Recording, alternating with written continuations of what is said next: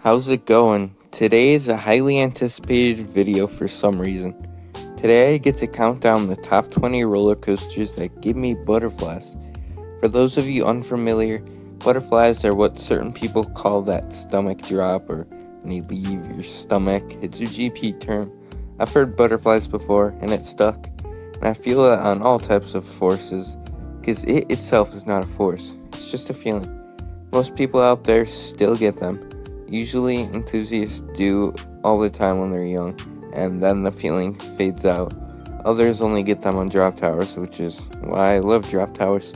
But I do get that gut punch, stomach drop, butterfly feeling on coasters still. So here are the top 20 roller coasters I've ridden for butterflies. Number 20 is SheiKra at Busch Gardens, Tampa. This is the weakest dive coaster for butterflies I've ridden, and the weakest dive I've ridden overall. Dives are good to me because of this feeling. That's why people who get butterflies tend to like dives, and people who don't tend to dislike dives.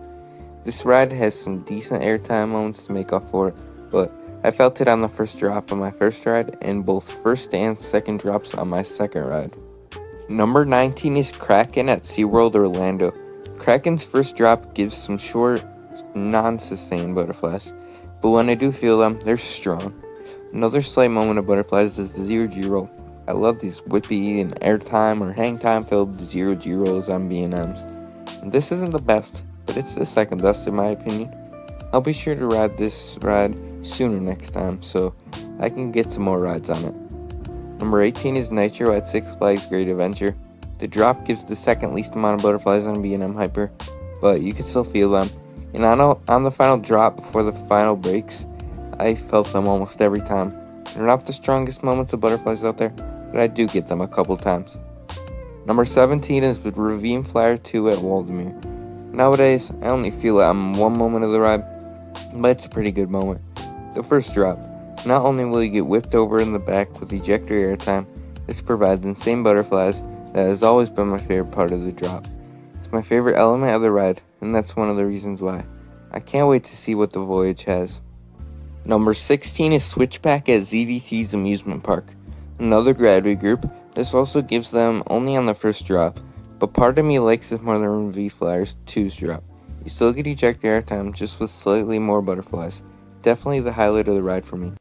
Oh, and my first few rides going backwards provided some as well. Number 15 is Tennessee Tornado at Dollywood. The first drop is just insane for butterflies. You get ejector on it as well. It's just not sustained, and it's just one moment, but it's a pretty good moment for butterflies. Very strong. And best moment I've experienced on an Aero Looper. Number 14 is Mako at SeaWorld Orlando. It has a decent drop for butterflies for B&M Hyper. It's not the best, but it's good. And that hill before the finale, when I went back that Monday, was really giving them. At night, they were insane. Again, not the best, but still good. Number 13 is Velocicoaster at Universal Islands of Adventure. This is the best for them at Universal. You feel some on the top hat. It's a pretty strong moment of it. It combines with a nice ejector airtime in the back row. This makes it my second favorite element on the ride. It's my favorite top hat of all time. Probably one of the top ones in the world. I feel it on a couple of the moments in the first half. Just not as strong.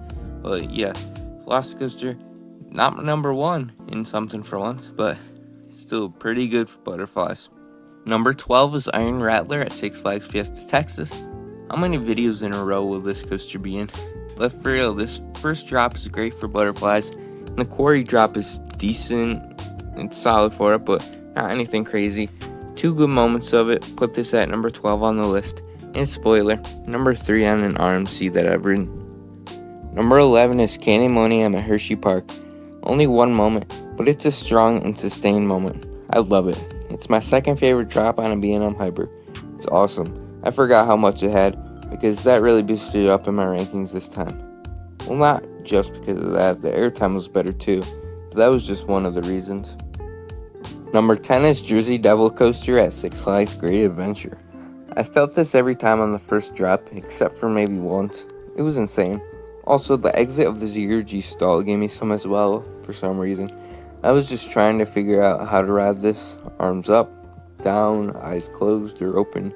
Usually I did arms up, eyes open, with the 0G stall being eyes closed, which added more butterflies since it was unexpected when we were going to be exiting the stall. I know, I'm a weird person. Number 9 is Valraven at Cedar Point. Again, I can see why people who don't get butterflies dislike dives, but as someone who gets butterflies, I think this ride is awesome. My love for this ride has dropped a little bit since I don't get them quite as much as I used to, but I do still get butterflies on Valraven. And the first drop and the second drop, both outstanding moments for butterflies. That's why I consider this ride pure fun. Number 8 is Maverick at Cedar Point. You get awesome butterflies on the first drop. Both ejector hills give it, more so that first one, and the launch by the slightest does, but not really. Not as much as Storm Runner's launch, which is the only one to really give them. That's an honorable mention though, not on this list. But anyway, there's some awesome butterfly moments on Maverick, beyond the crazy airtime, laterals, and intensity. Number 7 is Hydra at Dorney Park.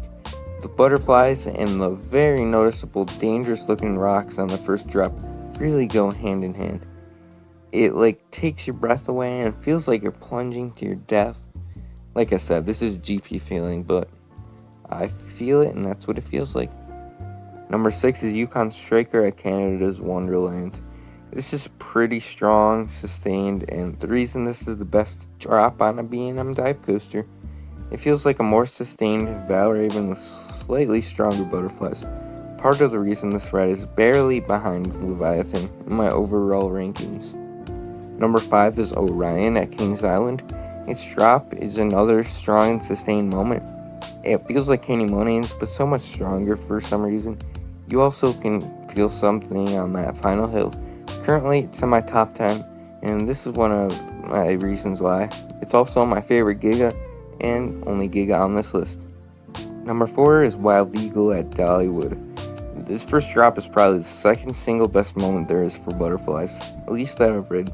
You're just free falling, and it's so incredibly sustained. The mountainous scenery is beautiful to watch as you're falling. I love watching lightning rod too as I start falling, and it really throws me off guard. It is only one element, but it's a pretty special element. Number 3 is Cheetah Hunt at Busch Gardens, Tampa. The first drop is my third favorite moment for butterflies, probably. It's really sustained, strong, and insane. It's ahead of Wild Eagle only because it has one more moment of butterflies.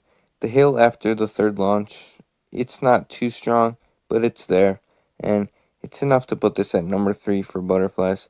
This ride would be boring without the butterflies, and that's why it barely makes my top 30, but these moments do save the ride, and I can see why you don't like Cheetah Hunt if you don't get butterflies. Number 2 is Steel Vengeance at Cedar Point. It is really only one main moment where you get it. Maybe occasionally throughout, I'll get random butterflies and sometimes on the drop off the mid-course, but what really puts this so high for butterflies is the first drop. It's by far the craziest moment for butterflies I've felt. You feel like you're going to blow up, it's so insane. You also get ejector on it and the ultimate whip, at least in the back row. It's the sensory overload. My favorite element on the ride because of this.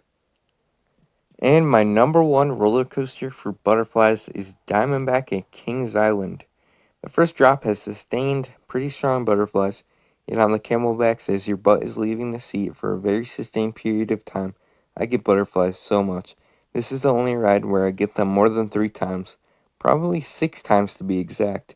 The first drop, the next 2 camelbacks, the drop off the mid-course, and the 2 hills after that. It's by far the best coaster for me for butterflies, and it's not the reason that Diamondback is my current number 4, but it sure helps it out a whole lot. And that's going to conclude the video. If you're wondering why Behemoth wasn't on here, that's because I don't really remember the butterflies on it. I guess Yukons were more memorable, even though I rode them on the same day, but B&M really dominated this list. They have some fantastic butterflies. There were 11 B&Ms on here, which is more than half that were on the list. So, yeah, they make some... That's why I love B&M. Great butterflies on the rides. But anyway, yeah, I really appreciate it. You bash me in the comments for getting butterflies. I don't care. It's not just me. I'm not a crazy person. But yeah, share the video. Please like, comment, subscribe, and I will see you later.